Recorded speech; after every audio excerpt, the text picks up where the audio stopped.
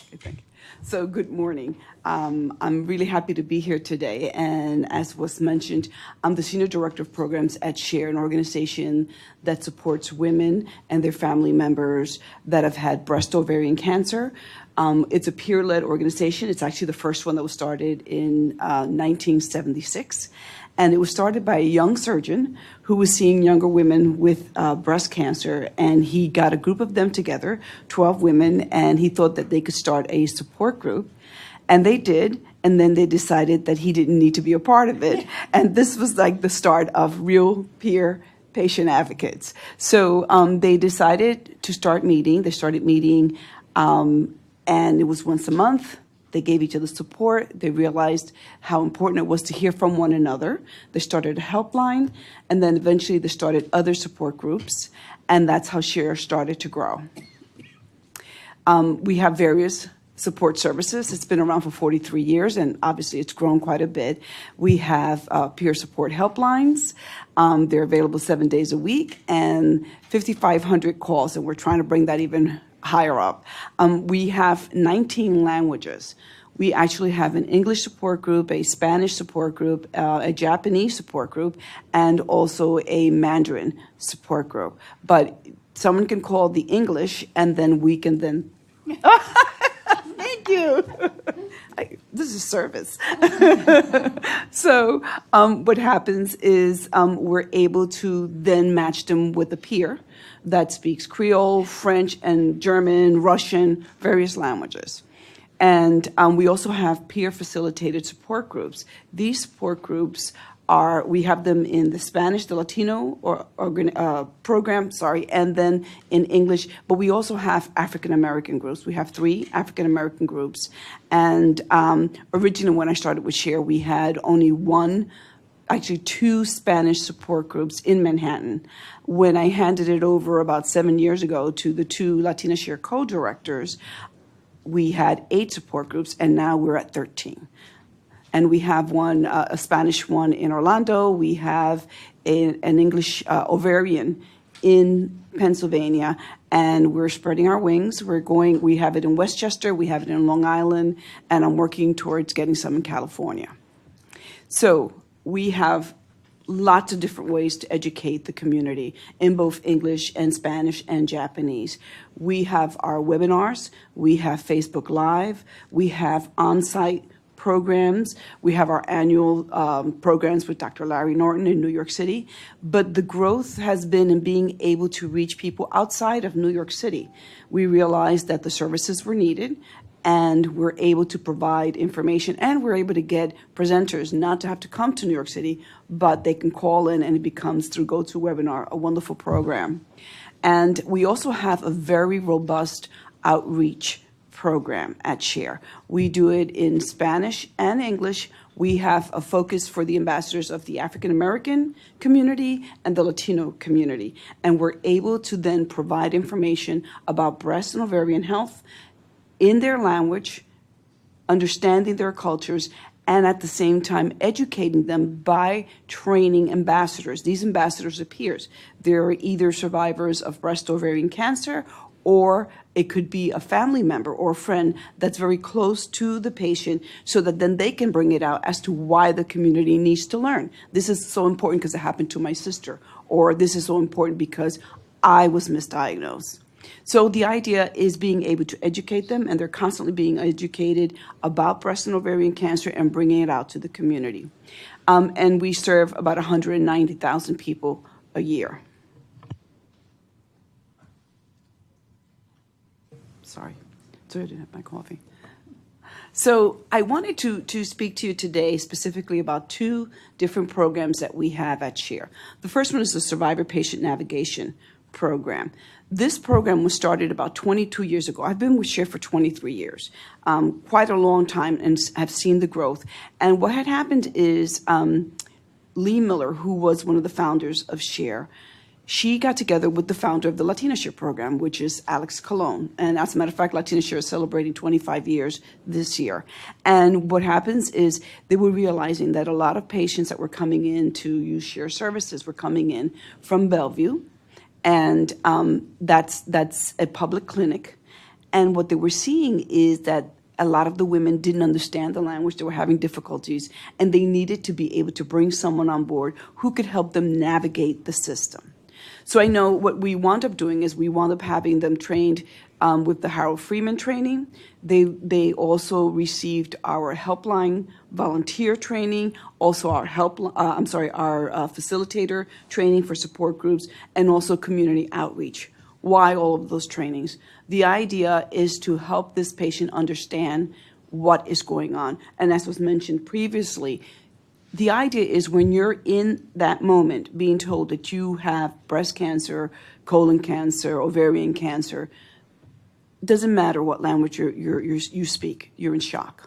As a 2-time breast cancer survivor, I can tell you, you go into shock. And I call it the Charlie Brown effect, that you hear cancer and all of a sudden it's like, like the parents in Charlie Brown. You just lose everything. You're trying to listen, you're trying to understand, you're trying to cope, but you really don't understand what's being said. So we wanted to be able to not only have someone who could interpret the medical information, and that's one of the other trainings, they take medical interpretation training, but also they were able to turn around and be there for the patients and explain everything in detail. And as I see, as my time is running, I'm going to go forward a little, but we can discuss a lot more of this during the question and answer period. So one of the other things, and this is some of our patient navigators, but the next project was an idea that I had over 10 years ago, and this was trying to educate the community at large. A lot of myths were coming into the support groups. Women were saying, well, I don't want to know if I have breast cancer, and this is why I waited so long. If I have breast cancer, my husband's going to leave me, or if I have breast cancer, they're going to cut off my breast. They had a lot of misinformation. So I go to sleep worrying about the organization and think about how I can help the community. And what winds up happening, I got up and I realized I just need to use the comic book style. I was a comic book kid.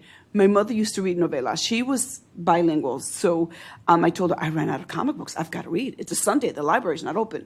Of course, the internet wasn't around then. So she said, well, the only thing I have is my novelitas if you want to read them, but they're all in Spanish. So I spoke Spanish, but I didn't read it. That's how I started. And of course, then I took it up in school. But the point being that I realized maybe there's a way to educate the community, getting information from the community, but to be able to provide them with the information that doesn't frighten them, but also educates them and breaks those myths. So it wound up becoming a research project, which was not the intention. The intention was, let's help the community the best way that we can. We turned around and we held focus groups. We made sure that it wasn't a group of Puerto Ricans or a group of Dominicans or a group of Mexicans. We did a mix. We made sure we had over 12 different countries. We had, Puerto Rico is a colony, but Puerto Ricans, Mexicans.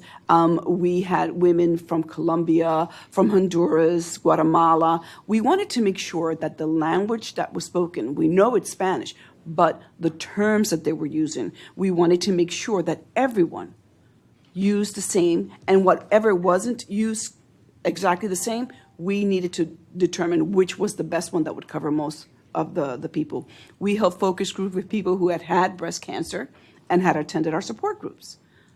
But we also had focus groups with women who had had breast cancer and had not attended our support groups. Why? Because most women attending our support groups, because we have an educational component, we're a little bit more above than the rest of the community. We had women from the community to make sure what is it that's going on.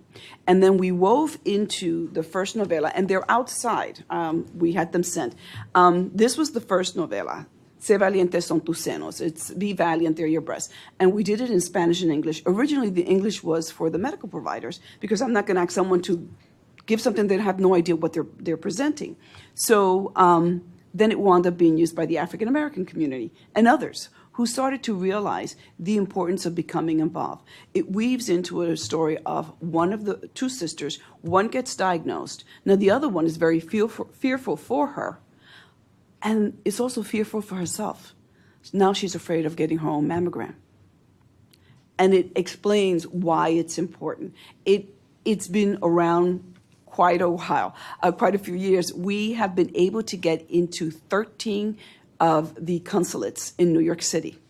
So this is a safe haven for this community. And this day and age, and especially today, this morning, I'm very happy to say that that's not going to be accepted.